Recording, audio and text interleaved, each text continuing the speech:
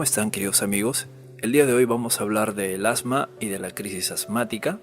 Empecemos entonces de una vez con este gran tema.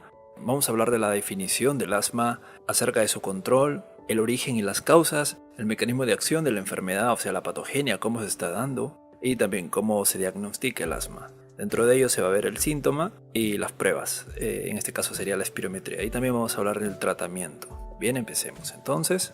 ¿Qué es el asma? El asma es una enfermedad causada por la obstrucción reversible, escuchen bien, obstrucción reversible de las vías respiratorias, a diferencia de las EPOCs.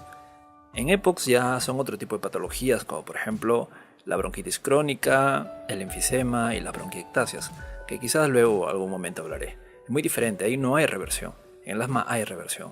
Y también se sabe que el asma está provocado por una inflamación crónica de las vías aéreas. Esto provoca síntomas respiratorios, limitación de la actividad y exacerbaciones. Exacerbaciones son crisis o ataques, solo que en otros términos. Estas exacerbaciones en ocasiones requieren asistencia médica urgente y que pueden también incluso ser mortales. Ahora, ¿qué pasa si el asma está bien controlado? O el famoso me curé del asma.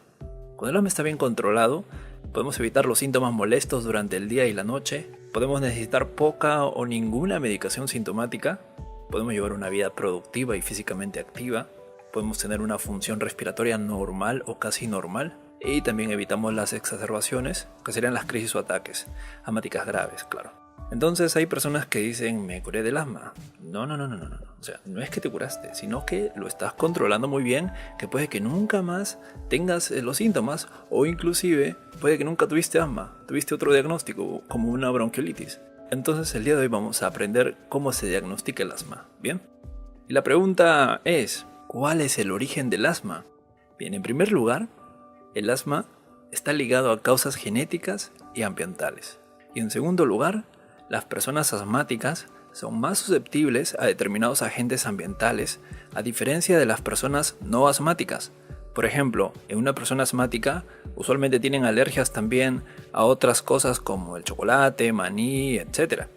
¿No han escuchado el dicho o el término, porque es asmático no puede comer tal cosa? Porque es asmático no puede hacer ejercicio. A veces el pobre niño lo excluyen de todo cuando no es necesario.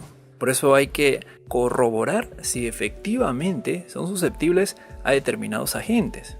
Entonces, dentro de las causas ambientales desencadenantes de asma, tenemos los siguientes: virus, alérgenos domésticos o laborales, humo del tabaco, ejercicio, estrés.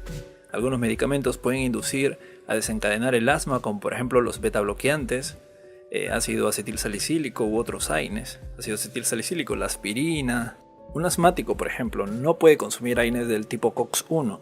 Si son asmáticos y necesitan analgésicos, pueden consumir los AINES COX-2, como el rofecoxib o el celecoxib, o acetaminofén, que es el paracetamol. Cuando les digo que no consuman los COX-1 son porque le agravan más los síntomas del asma, por unos mecanismos que me tomaré un poquito explicarles. Bueno, inhibe la ciclooxigenasa y estimula la lipoxigenasa. Bien, solamente quédense con el concepto, ¿no? Que los asmáticos no pueden consumir AINES del tipo COX-1. Sigamos. Ahora, ¿cómo se desarrolla la enfermedad? La pregunta, ¿qué pasa con las vías respiratorias de un paciente asmático? Como les había dicho, los asmáticos son más susceptibles, tienen una reacción más intensa que los pacientes normales. Por lo tanto, en ellos se produce la contracción muscular lisa, también conocido como broncoconstricción o broncoespasmo. Se produce el edema e infiltración celular de la mucosa y submucosa, que son partes de la inflamación. O sea, una inflamación tiene sus procesos, entonces dentro de esos procesos se encuentra el edema, que es la hinchazón. Se hinchan los bronquios.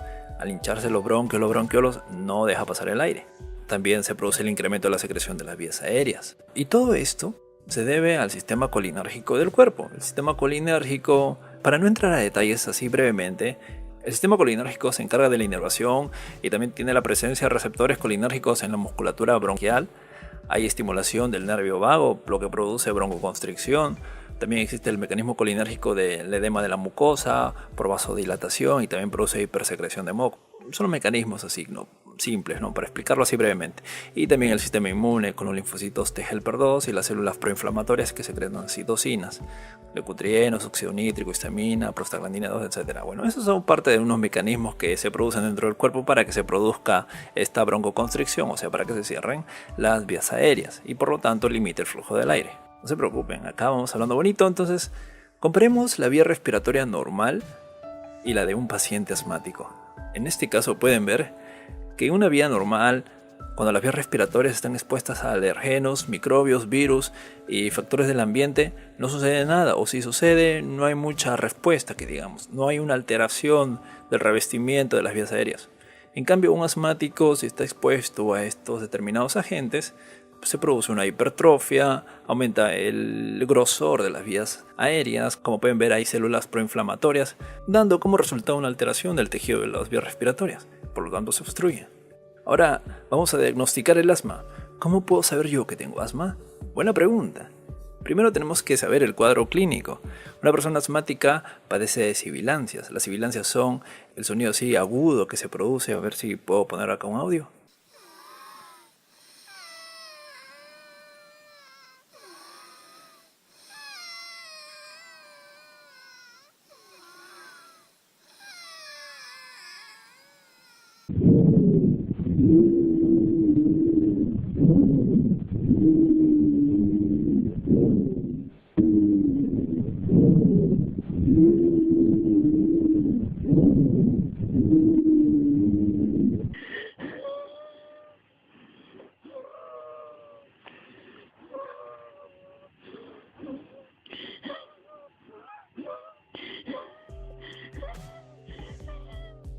También padece de dificultad respiratoria, hay tos y opresión torácica que varían a lo largo del tiempo, tanto en frecuencia e intensidad. Esto está asociado a dificultad para expulsar aire. O sea, un paciente puede inspirar aire quizás normal o casi normal, el problema es para expulsar el aire, demora en botar el aire.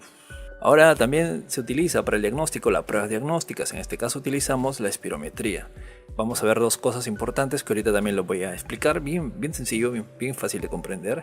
El volumen expiratorio forzado en un segundo, que significa FEV1, que está abreviado en FEV1, sobre la capacidad vital forzada, que es FVC. Esa constante está reducida. Los valores normales son de 0.75 a 0.80, ahorita lo vamos a ver. Y también se altera el FEV1, el volumen expiratorio forzado en un segundo, dando como resultado un porcentaje mayor a 12 y 200 mililitros después de utilizar el broncodilatador. Bien, veámoslo para que puedan comprender mejor. En este caso, aquí tenemos una espirometría de un paciente asmático. Bien, entonces tenemos que cumplir ciertos criterios para poder decir que esta prueba es de un asmático. El primer criterio tenemos que ver que el FEV1 sobre el FVC en basal tiene que ser menor a 75 litros. Esta prueba la he sacado de otro compañero aquí de YouTube. En este caso pueden ver que el basal está en 46 litros. Entonces, primer criterio completado. Entonces decimos que sí, vamos bien, vamos para decir que es asma. El segundo criterio tenemos que ver que el FEV1, como pueden ver aquí, está en 1.35, sube a 1.73 litros. Y aquí se ha usado un broncodilatador, o sea, de un estado basal la vía respiratoria se ha vuelto reversible y ha aumentado más de 200 mililitros, más de 0.20. Por lo tanto, se cumple el segundo criterio de que hay un rango mayor a 200 mililitros, o sea, más de 0.20, desde el basal al post-broncodilatador, después de un broncodilatador. Como para corroborar, este aumento de 200 mililitros puede verse reflejado en un FEV1 mayor a un 12%. En este caso el paciente tiene 27.72 post-broncodilatador, por lo tanto decimos que es asma. El FEV1 sobre FVC menor a 75 litros indica una enfermedad obstructiva. Bien, y el FEV1 mayor a 200 mililitros, o sea 0.20, y mayor a 12% post-broncodilatador indica la reversibilidad de las vías aéreas. Por lo tanto, esto asociado a los síntomas y también a los antecedentes podemos decir asma. Basta con que uno de los dos criterios no se cumpla, decimos que no hay reversibilidad. Por lo tanto ya no sería asma, porque el asma tiene reversibilidad. Hay una variabilidad media diaria donde si el PEF es mayor a un 10% o hay un aumento del FOB1 en más de un 12% y 200 mililitros por un tratamiento antiinflamatorio, o sea, puede haber eso de ahí. También puede no darse reversibilidad con broncodilatadores durante las exacerbaciones graves o infecciones víricas. Esos puntos también hay que tener en cuenta ahí. Otra prueba de espirometría, acá tenemos otros datos de otro paciente asmático. Primero que vemos el FEV1 sobre el FVC y podemos ver que en basal está en 63.71, bien, lo cual me indica que es menor a 75 litros, me indica una enfermedad obstructiva. Y luego vemos el FEV1 que de 3.43 a un post-broncodilatador ha aumentado bastante, casi un punto, ¿no? Un punto y 10. Por lo tanto, ha aumentado más de 200 mililitros, o sea, más de 0.20 y también más de mayor a 12%, como se puede ver aquí, ¿no? 28%, o sea, hay una reversibilidad. Por lo tanto, esto asociado a los síntomas, decimos que es un paciente asmático. Vemos primero el FEV1 sobre el FVC, como vemos que es mayor a 75 litros, en este caso el paciente tiene 76.54, decimos que está normal o que puede ser una enfermedad restrictiva. Para descartar la enfermedad restrictiva me voy a la capacidad vital forzada FVC y como lo encontramos mayor a 80%, decimos que es normal y el paciente no tiene restricción. En caso de que esto sea menor a 80%, podemos decir de que el paciente tiene una enfermedad restrictiva. Cuando hablamos de una enfermedad restrictiva nos referimos a un paciente que no puede expandir la pared torácica. Por ejemplo, obesidad, traumatismos, ¿no? Fractura de costillas, cifoescoliosis, polio, etc. También puede haber enfermedades infiltrantes como la fibrosis, neumoconiosis, la enfermedad de minero de carbón. Ahora hablemos del tratamiento, así rápido nomás. El tratamiento para el control del asma son los agonistas beta 2. Dependiendo del control, pueden ser de acción corta, como el salbutamol o albuterol, de acción prolongada, salmeterol, formoterol. También se puede utilizar antagonistas de los receptores de leucotrienos, como el safirlucast, montelukast, corticosteroides inhalados, como el fluticasona, budesonida. En casos graves se utiliza teofilina, que es un alcaloide broncodilatador, o bromuro de ipratropio, o tiotropio también le dicen, que es un anticolinérgico derivado de la atropina. Cabe resaltar que la teofilina no está indicada en niños menores de 11 años, si no me equivoco. Y para el tratamiento de la crisis asmática, para los ataques asmáticos, en un ataque leve se usa el salbutamol, que es un agonista beta 2 de corta acción. Se utiliza también en un ataque moderado oxígeno, salbutamol, ipratropio, corticoides sistémicos como hidrocortisona, prednisona. Y en un ataque grave se utiliza el mismo tratamiento que el moderado, pero este va acompañado de una ventilación mecánica. Entonces se nota que no se usan corticoides inhalados ni agonistas beta 2 de acción prolongada en una crisis asmática. Aquí los corticoides ya son vía sistémica y los agonistas beta 2 son de acción corta, no se usan de acción prolongada. Esto de los tratamientos vienen de las guías de manejo. En este caso, los centros de salud se basan en base a guías para poder dar un correcto tratamiento. O sea, son guías que ya han sido validadas científicamente, como por ejemplo la guía de Yema, la guía de Gina.